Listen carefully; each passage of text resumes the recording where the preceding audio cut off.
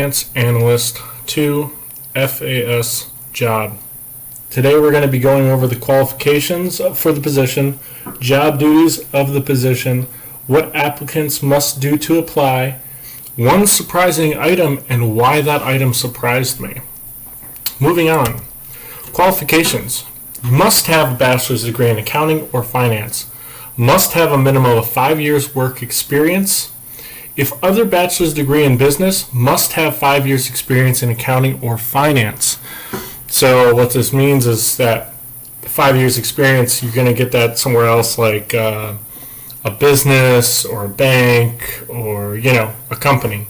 And then for the job that we're applying for at Mayo Clinic, this is just some of the qualifications.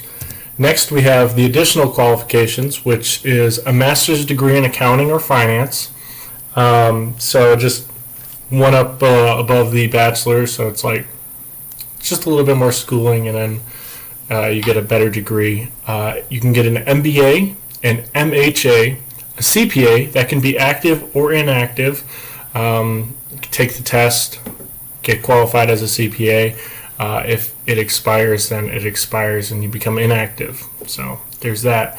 A CMA, a CIA, highly understanding of accounting or financing. So you have your basic knowledge of accounting and financing, and then you're just going to go above that and get a better understanding for it. So when you work for 5 years as an accountant or a finance manager or a finance officer, you kind of get I guess you'd get a more highly understanding of those positions.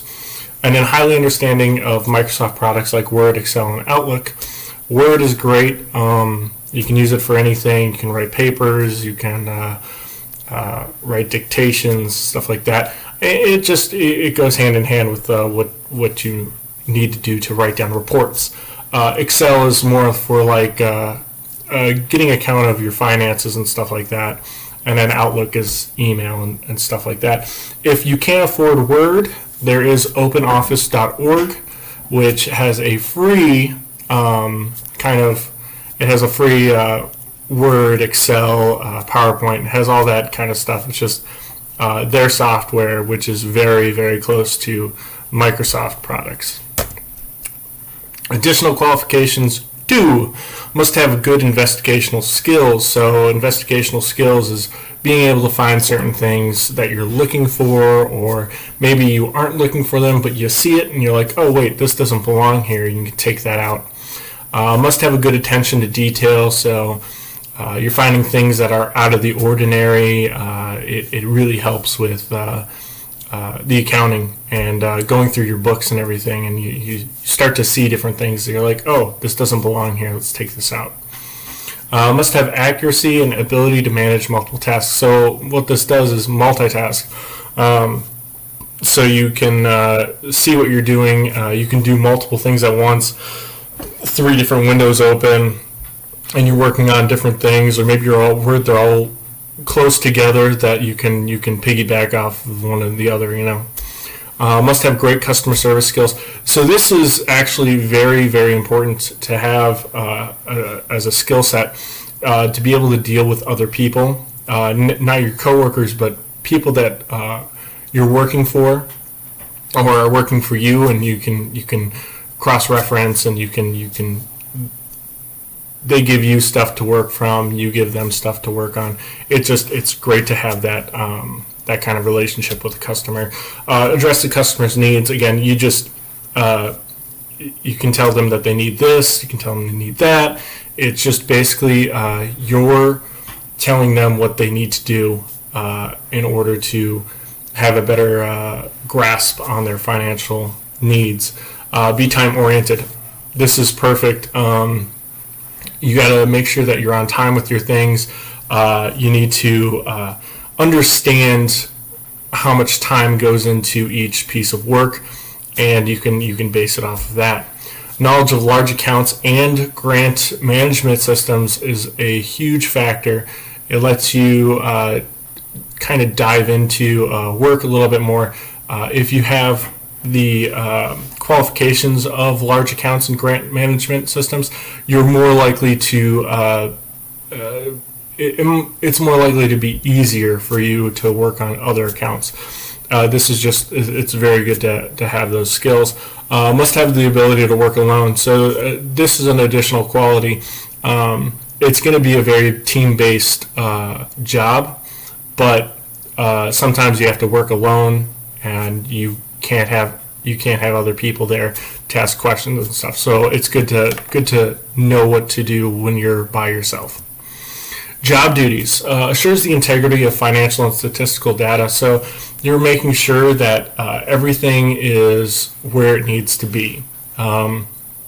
Financial and statistical is statistics. It's very open. But the data, you need to make sure the data is right. So it's very, very good, and you need to understand that. Preparation and execution of general ledger entries, reports, schedules, worksheets, reconciliations, and other analysis. So good. You're going to have to prepare and present ledgers and reports and schedules, worksheets. You're going to have to work with these a lot, and this is very understanding. Must work in a team environment with ease. So you can't ask a lot of questions if you're stuck in a rut. You don't know where you're going with it. You can't be asking your teammates every single time you have a question. It's got to be you got to work with them, and they'll work with you. It's a very team-oriented position. We'll provide support to finance analysis and leadership. So you're going to provide support to people who need help. And your primary goal is the finance and to make sure everything's running smoothly.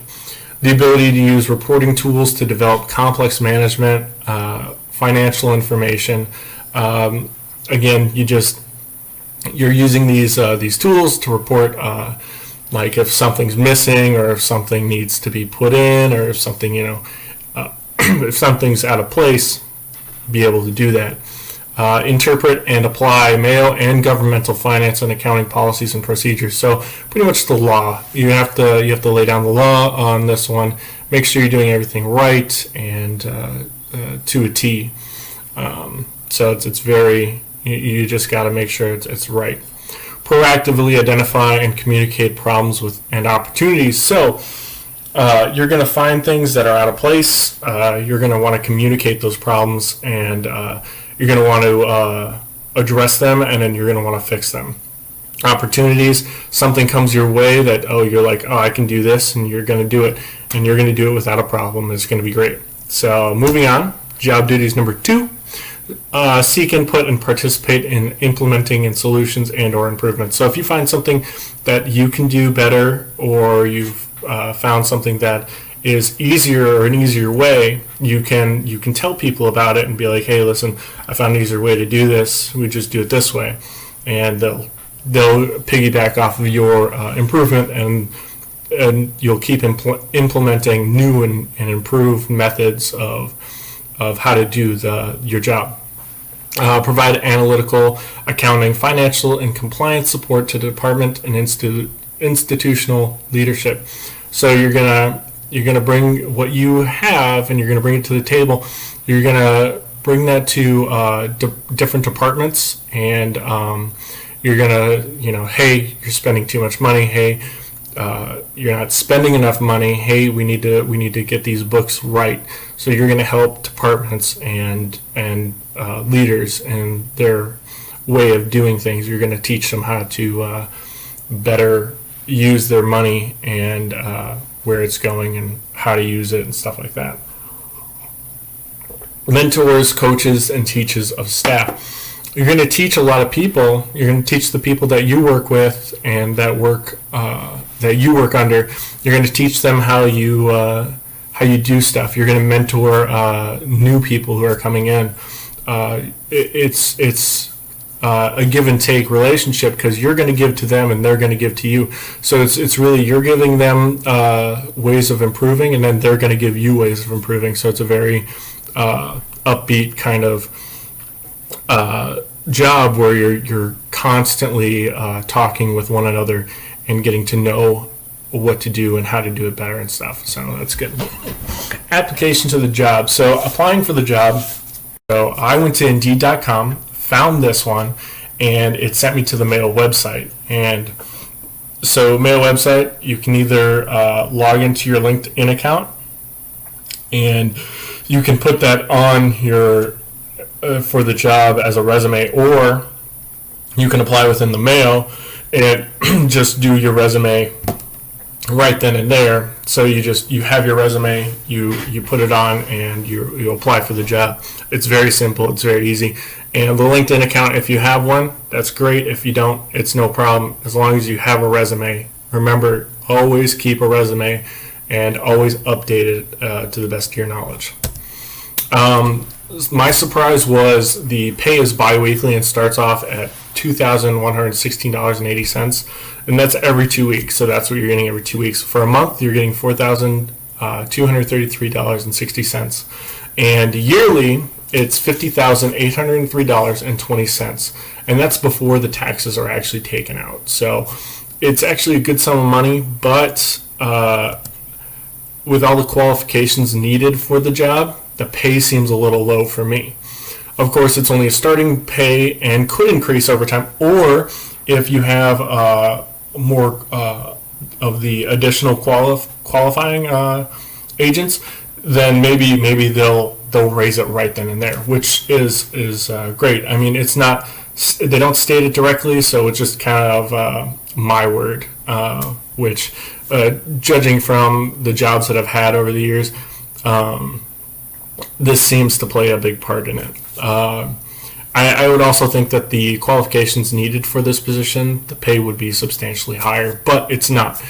Like I said, $50,000. It's a very nice sum of money, but for something of this job and nature, I feel it's just too low. And then again, I would need a job in accounting or finance before this job, so that I would have to get those years of experience. I'd have to get 5 years of experience just to apply for this job.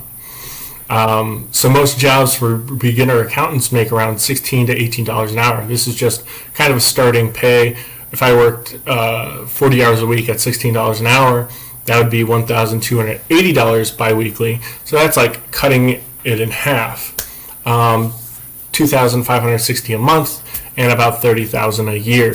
Now this is not. I don't think anybody could I know you could live off of this, but it's very in the poor range, poor to mid range, and it's for me it's not what I would want. But if it was helping me start a career, then I would take one of those jobs just to build up my resume. And then, and this is just what I can tell from basic rate of starting job in the field of accounting. If I were to stay with a company after 5 years, one would expect that their pay would increase to around what Mayo is offering for their job. So then it plays into question, what if Mayo's benefits are better than the job that I currently have? Well, then I would definitely go to Mayo, even if Mayo's salary is lower than what I would be making at that time.